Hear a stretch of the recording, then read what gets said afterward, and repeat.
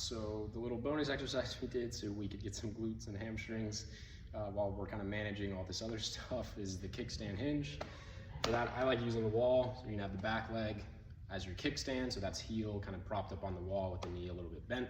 Front leg is out in front of you a little bit, knee's also bent there. It's gonna stay bent the whole time. I like cueing knee floating kind of over your laces of your shoe, that area if you didn't have shoes on. So I'm in that position. My skeleton's kind of tall, not hunching down too much, but really pushing my chest forward, but I'm tall, my head's kind of up towards the ceiling. In that position, the big thing for you especially will be the hips going horizontal opposed to vertical.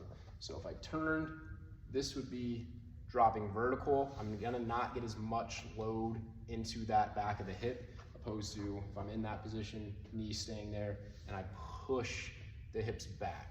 So if I put my fingers right here, you can see the hips are just going back and forth opposed to top down, okay?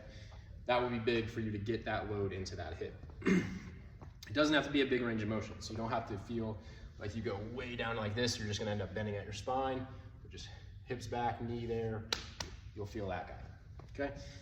So that's our bottom position, foot's in the ground, knee is over the laces the whole time. I push my hips back, okay? I found that load in the back of the hip and maybe into the hamstring a little bit.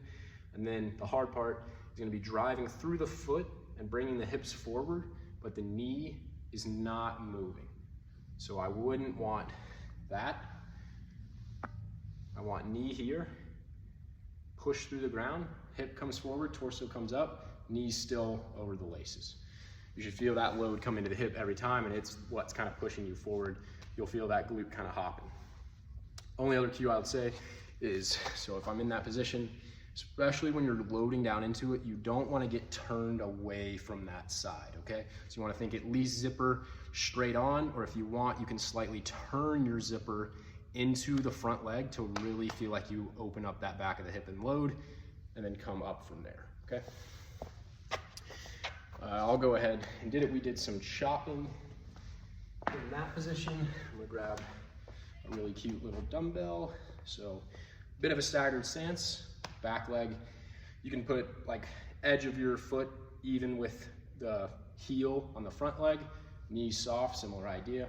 I'm gonna start in kind of a chopped up position, and I'm gonna chop down into that hip, knee staying bent, zipper, belly button, sternum, turn into that side, open up that hip, come up. You don't just slam the knee back.